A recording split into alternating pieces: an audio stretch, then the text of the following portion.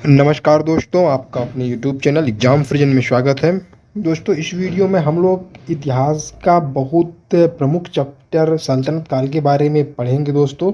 और सल्तनत काल से जितने भी क्वेश्चन आपके कंपटीशन लेवल के एग्ज़ाम में पूछे जाते हैं, सारे के सारे क्वेश्चन को इसी वीडियो में देखेंगे। ओके दोस्तों, तो वीडियो को स्टार्ट करने से पहले आपसे रिक्वेस्ट है, वीडियो को लाइक करके चैनल को सब्सक्राइब कर लीजिए, क्योंकि यह जो सीरीज चल रही है हमारी हिस्ट्री की, आपको प्ले स्टोर पर कहीं यूट्यूब पर आपको कहीं नहीं मिलेगी दोस्तों। तो चलिए बिना देर किए हुए वीडियो को शुरू करते हैं। आपका पहला क्वेश्चन है, महमूद गजनवी के भारत पर आक्रमण करने का उद्देश्य क्या था दोस्तों? तो इसका उद्देश्य क्या था? तो मध्य एशिया में एक बड़े साम्राज्य की स्थापना के लिए धन प्राप्त करना। महमूद गजनवी का उद्देश्य क्या था कि मध्य एशिया में अपने साम्राज्य को बड़ा कर ले, और उसके लिए धन की प्राप्ति चाहिए ना उसको। चलिए अगले क्वेश्चन पे चलते हैं। महमूद गजनवी के भारत पर आक्रमण के समय भारत आए विद्वान अलबरूनी ने किस महत्वपूर्ण ग्रंथ की रचना की थी? तो किताब उल हिंद की रचना की थी। दिल्ली सल्तनत की दरबारी भाषा क्या थी? तो फारसी दरबारी भाषा थी। आगरा नगर की स्थापना किसके द्वारा की गई थी? तो सिकंदर लोदी के द्वारा आगरा शहर की स्थापना की गई थी। अगला क्वेश्चन है, वह दिल्ली का सुल्तान कौन था जिसकी मृत्यु पोलो खेलते समय हुई थी? तो कुतुबुद्दीन ऐबक की मृत्यु, या चौगान कह सकते हो, या फिर एक गेम है पोलो, उसको खेलते समय उसकी मृत्यु हो गई थी, कुतुबुद्दीन ऐबक की। ओके दोस्तों, चलिए अगले क्वेश्चन पे चलते हैं आपके हम। अगला क्वेश्चन है, कुतुब कुतुब उल इस्लाम मस्जिद का निर्माण किसके द्वारा कराया गया था? तो कुतुबुद्दीन ऐबक के द्वारा कुतुब उल इस्लाम मंदिर का निर्माण कराया गया था। तराइन की पहली लड़ाई 1191 में किसके बीच हुई थी? तो मोहम्मद गोरी और पृथ्वीराज चौहान के बीच में हुई थी। किस खिलजी शासक ने दिल्ली के सिंहासन पर बैठने के लिए अपने ससुर की हत्या कर दी थी? तो अलाउद्दीन खिलजी ने अपने ससुर की हत्या कर दी थी। रजिया सुल्तान किसकी बेटी थी? तो इल्तुतमिश की रजिया सुल्तान बेटी थी। अगला क्वेश्चन है, मोहम्मद गौरी विविध प्रदेशों की देखभाल के लिए किस विश्वसनीय जनरल को छोड़कर गया था? तो कुतुबुद्दीन ऐबक को छोड़कर गया था। अगला क्वेश्चन है आपका, महमूद गजनवी भारत में अंतिम आक्रमण किसके विरुद्ध हुआ था? तो जाट यामिनी के विरुद्ध अंतिम आक्रमण हुआ था। सॉरी, जाटों के विरुद्ध अंतिम आक्रमण हुआ था। ओके, महमूद गजनवी किस वंश का था? तो महमूद गजनवी यामिनी वंश का था। अगला क्वेश्चन है, महमूद गजनवी ने भारत में प्रथम आक्रमण किस राज्य के विरुद्ध किया था? तो हिंदू शाही या फिर ब्राह्मण शाही के विरुद्ध में किया था महमूद गजनवी ने प्रथम आक्रमण। महमूद गजनवी के आक्रमण के फलस्वरूप कौन सा शहर फारसी संस्कृति का केंद्र बन गया था? तो लाहौर फारसी सांस्कृतिक का केंद्र बन गया था।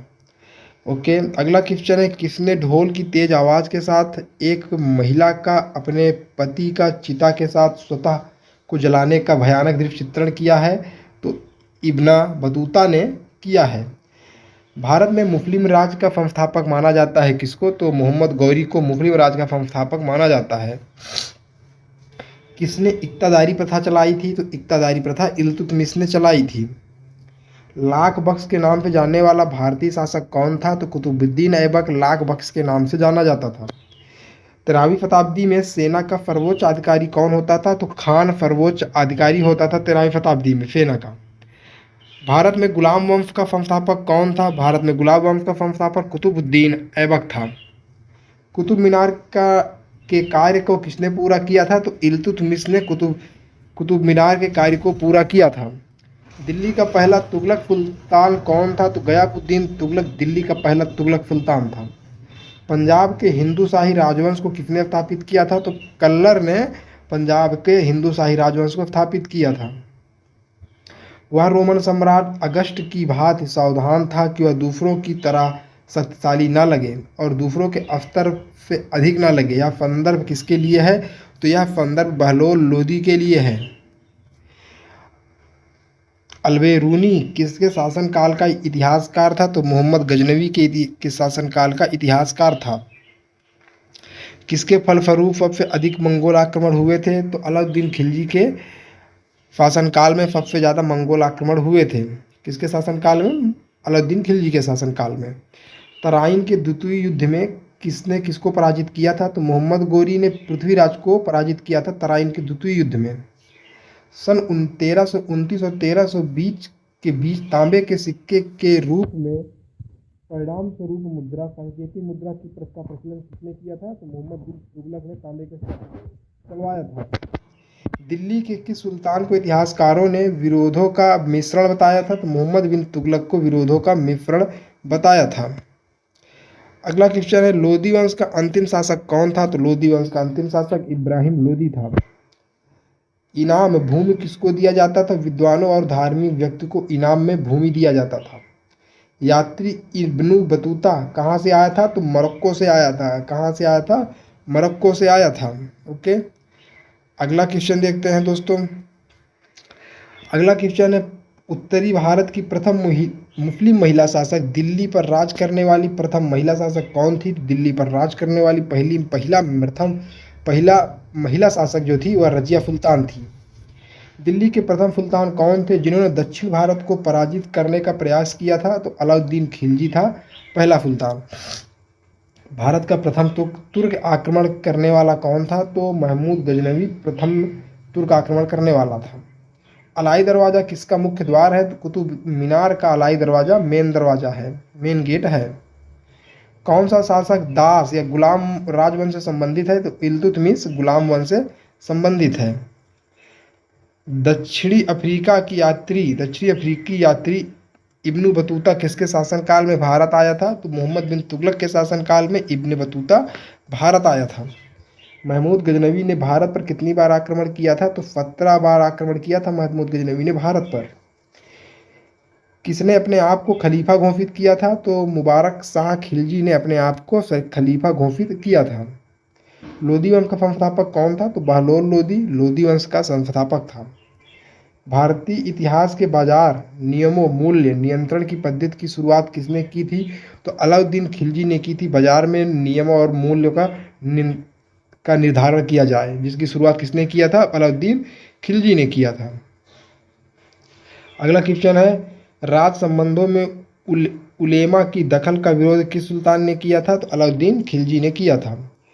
11वीं सदी के भारत का दर्पण किसे कहा जाता है? किताब उल हिंद को भारत का दर्पण कहा जाता है। वहिंद का युद्ध जो कि 1008 से 1009 ईस्वी के बीच किनके बीच लड़ा गया था? तो महमूद गजनवी और आनंद पाल के बीच लड़ा गया था।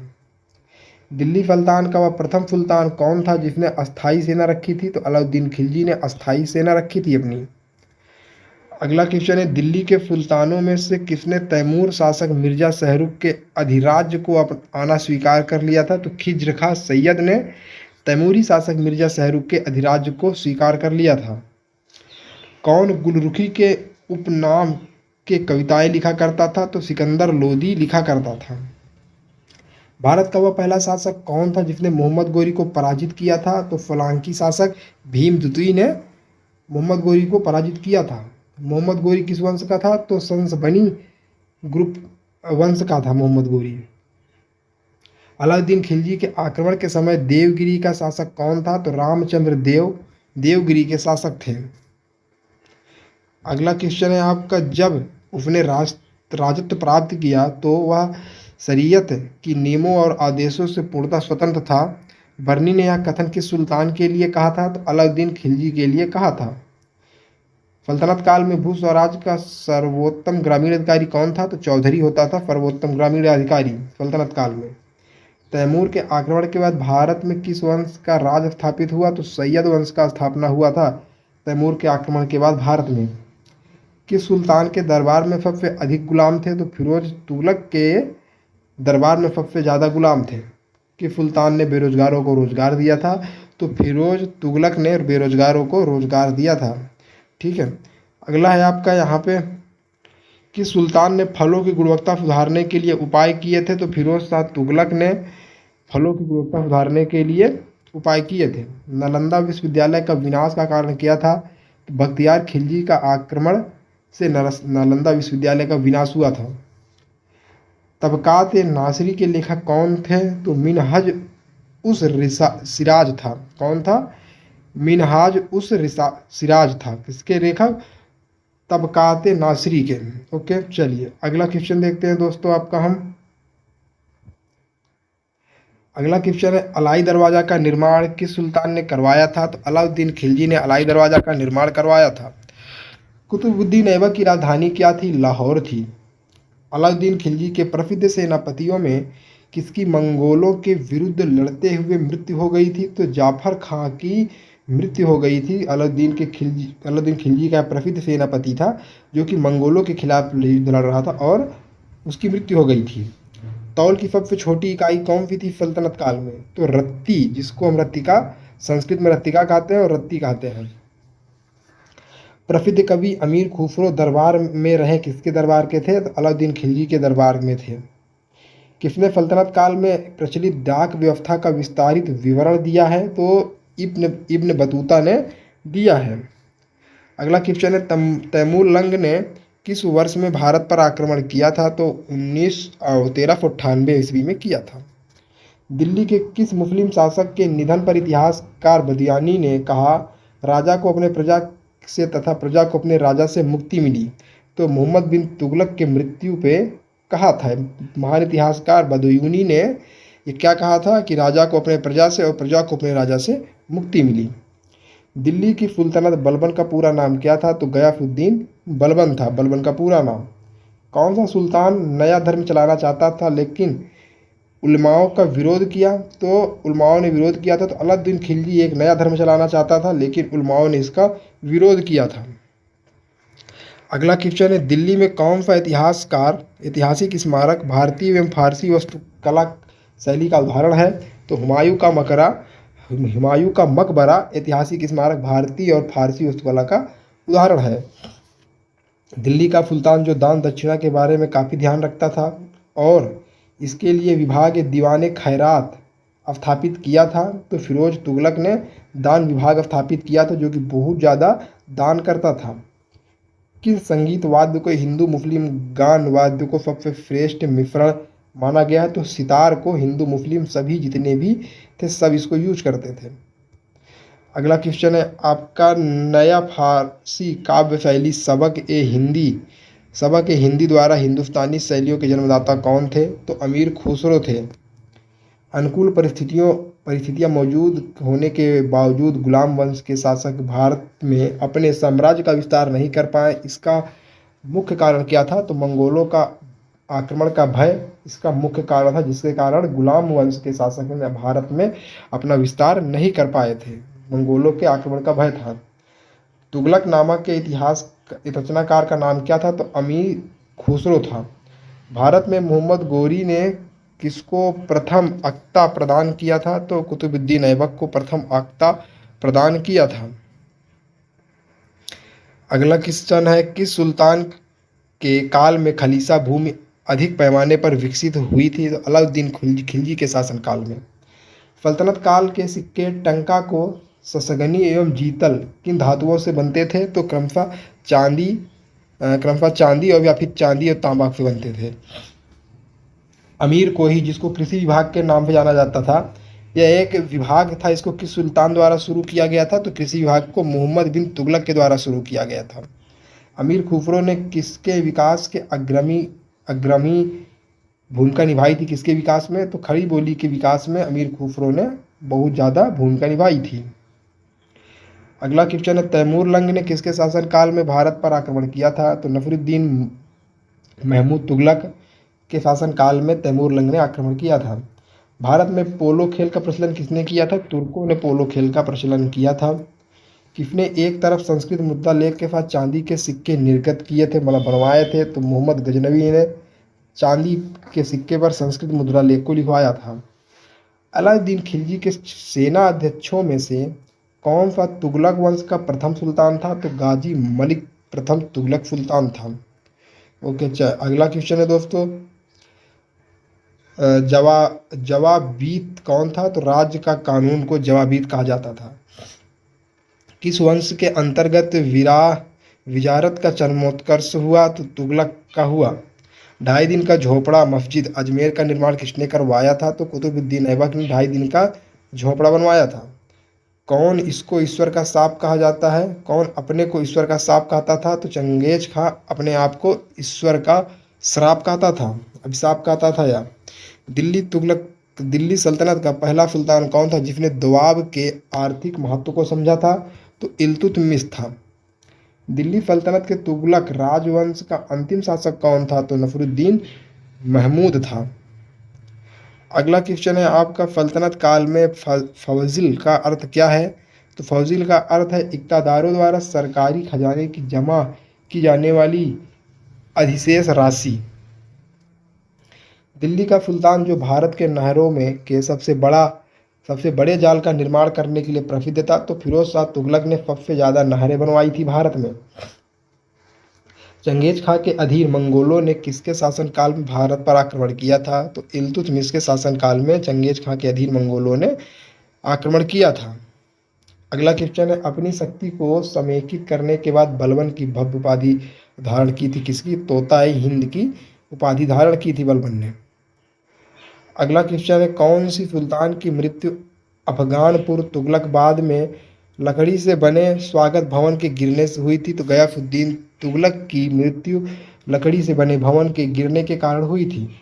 नहर निर्माण करने वाला दिल्ली का प्रथम सुल्तान कौन था? तो गयासुद्दीन तुगलक था। लोधी वंश का सर्वाधिक शक्तिशाली सुल्तान कौन था? सिकंदर लोधी था। किसने भूमि पैमाने का पैमाना गज सिकंदरी का प्रचलन करवाया था? तो सिकंदर लोधी ने गज सिकंदरी का प्रचलन करवाया था। किस मुस्लिम शासक ने सिक्कों पर देवी लक्ष्मी की आकृति बनी थी? तो मोहम्मद गोरी ने जो सिक्का चलवाया था उस पे लक्ष्मी जी की आकृति बनी थी। अगला क्वेश्चन है, रजिया बेगम को सत्ताच्युत करने में किसका हाथ था? तो तुर्कों का हाथ था। किस सुल्तान ने अपनी आत्मकथा फतूहत ए फिरोज शाही लिखी है? तो फिरोज शाह तुगलक ने लिखी है। दिल्ली के किस सुल्तान ने ब्राह्मणों पर भी जजिया लगा दिया था? तो फिरोज तुगलक ने जजिया कर लगा दिया था ब्राह्मणों पर भी। ग्वालियर विजय के बाद इल्तुतमिश ने सिक्कों पर किसका नाम अंकित कराया था? तो पुत्री रजिया का नाम अंकित कराया था इल्तुतमिश ने। नसरुद्दीन महमूद के शासन में बनी काजी के पद पर कौन था? तो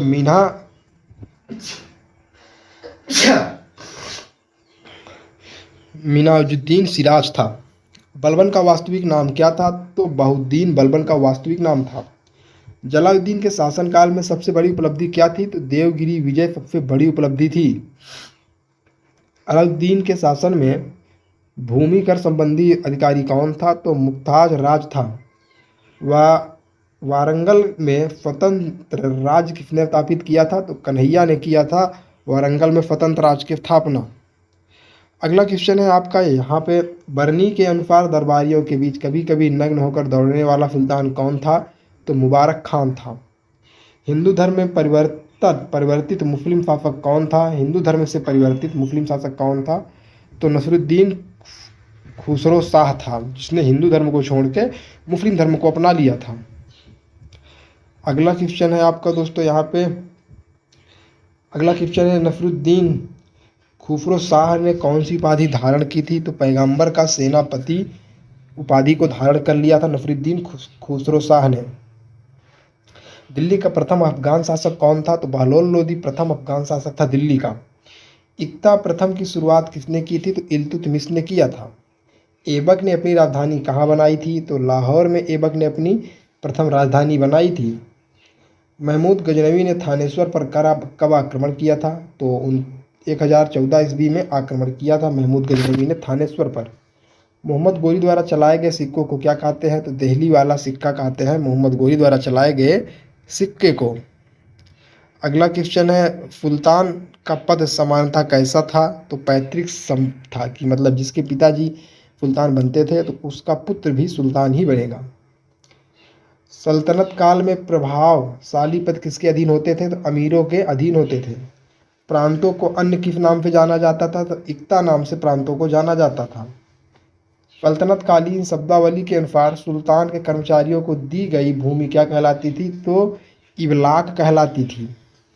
धर्मोपदेश के लिए कौन सा शब्द प्रयोग किया जाता था? तो तजकीर शब्द का प्रयोग किया जाता था। अगला क्वेश्चन है आपका, विरायत के आधार पर किस समस्या के समाधान का निर्णय क्या कहलाता है? तो फतवा कहलाता था किसी समस्या के समाधान का निर्णय। प्रांतों में सुल्तान का प्रतिनिधि कौन था? तो वाली था प्रांतों में सुल्तान का प्रतिनिधि। तो दोस्तों इस वीडियो में हम लोगों ने सल्तनत काल के जितने भी इंपॉर्टेंट क्वेश्चन थे हमने सारे क्वेश्चन को देख लिया दोस्तों। आई होप आपने वीडियो पूरा देखा होगा और आपने क्वेश्चन को याद कर लिया होगा। अभी आपको याद नहीं हुआ तो एक बार वीडियो को फिर से देख लीजिए। और अगले वीडियो में दोस्तों हम लोग विजयनगर साम्राज्य के बारे में पढ़ेंगे। तो इस वीडियो में दोस्तों इतना ही, हम लोग मिलते हैं नेक्स्ट वीडियो में। तब तक के लिए दोस्तों बाय बाय।